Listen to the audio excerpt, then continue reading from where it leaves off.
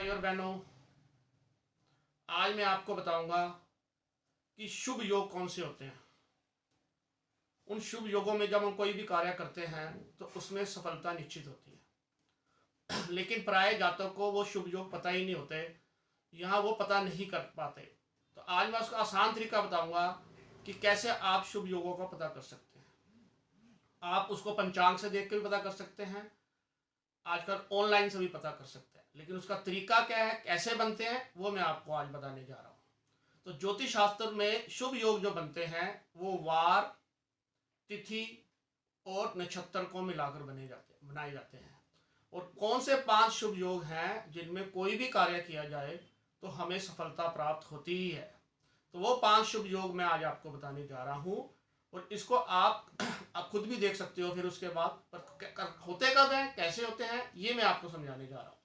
तो सबसे पहले देखते हैं आप कि सभी कार्यों में सफलता के लिए 5 शुभ योग कौन से हैं। तो सबसे पहले योग है सिद्धि योग। तो सिद्धि योग कैसे बनता है? तो सिद्धि योग में हम वार, नक्षत्र और तिथियों के तालमेल होने पर सिद्धि योग बनता है। वार, नक्षत्र और तिथि के तालमेल होने के में सिद्धि योग बनता है, का निर्माण होता है। तो मान ले जैसे सोमवार का दिन है और तारीख है 9वीं अथवा 10वीं। अगर ये तारीख है 9वीं अथवा 10वीं तारीख है और सोमवार का दिन है और रोहिणी, मृगशिरा, पुष्य, श्रवण और शतभिषा में से कोई भी एक नक्षत्र हो तो ये योग बन जाता है। तो ये जो तीनों चीजों का तालमेल बनेगा तब ये सिद्धि योग बनेगा। तो इस सिद्धि योग में आप कोई भी कार्य करेंगे, कोई भी कार्य की शुरुआत करते हैं बड़े, तो सफलता निश्चित है। दूसरा योग है गुरु पुष्य योग। गुरु पुष्य योग कैसे बनेगा? इसमें वार और नक्षत्र को लेंगे। तो गुरुवार होना चाहिए, थर्सडे, और पुष्य नक्षत्र होना चाहिए। जब गुरुवार और पुष्य नक्षत्र हो तो उस दिन गुरु पुष्य योग बन जाता है। यह योग गृह प्रवेश, गृह शांति, शिक्षा संबंधी मामलों में अत्यंत श्रेष्ठ माना जाता है कि इस योग पर अगर ये कार्य शुरू किए जाए, इन कार्यों को प्रारंभ किया जाए तो ये श्रेष्ठ योग माना जाता है। इसके बाद है स्वार्थ सिद्धि योग। स्वार्थ सिद्धि योग, इसमें आप अपनी कोई भी इच्छा वो पूरी कर सकते हैं। स्वार्थ जो आपका मन की है, ये अत्यंत शुभ योग है। ये जो योग है ये वार और नक्षत्र के संयोग से बनता है, के मेल से बनता है। स्वार्थ सिद्धि योग जैसे सोमवार का दिन हो, दिन सोमवार हो गया, नक्षत्र होना चाहिए रोहिणी, मृगशिरा, पुष्य, अनुराधा अथवा श्रवण नक्षत्र में से कोई भी एक नक्षत्र हो और सोमवार का दिन हो।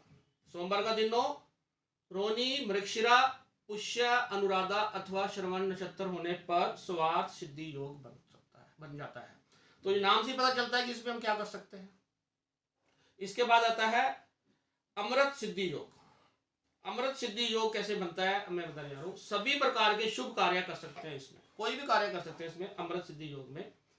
यह योग वार और नक्षत्र के तालमेल से बनता है। वार और नक्षत्र के तालमेल से ही ये योग बनता है। तो सोमवार के दिन हस्त नक्षत्र हो, अगर सोमवार के दिन हो, मंडे हो और हस्त नक्षत्र आता हो तो यह योग बनता है। लेकिन अगर सोमवार का दिन है, हस्त नक्षत्र है, लेकिन अगर तारीख षष्ठी है तो ये योग नहीं बनेगा, इससे फिर ये विष योग हो जाता है। तो ये ध्यान रखना है कि तारीख उस दिन षष्ठी नहीं होनी चाहिए। इसके बाद है पुष्कर योग। पुष्कर योग, यह योग जब सूर्य विशाखा नक्षत्र में होता है, सूर्य जब विशाखा नक्षत्र में हो और चंद्रमा कृतिका नक्षत्र में हो, सूर्य विशाखा नक्षत्र में हो और चंद्रमा कृतिका नक्षत्र में हो, सूर्य और चंद्रमा की यह अवस्था एक साथ होने पर अत्यंत दुर्लभ योग बनता है। यह अत्यंत शुभ माना गया है। इसे थोड़ा सभी उत्तम कार्यों के लिए शुभ माना गया है। इसे सभी उत्तम कार्यों के लिए शुभ माना गया है। मैं आपको दोबारा समझाता हूँ। यह योग जब सूर्य विशाखा नक्षत्र में हो और चंद्रमा कृतिका नक्षत्र में हो, सूर्य और चंद्रमा की यह अवस्था एक साथ होना अत्यंत दुर्लभ होने से शुभ माना जाता है, से शुभ माना गया है और इस योग में भी हम कोई भी कार्य कर सकते हैं। तो आज मैंने आपको बताए 5 योग ऐसे जिसमें हम कोई भी कार्य करते हैं तो हमें सफलता दिलाता है।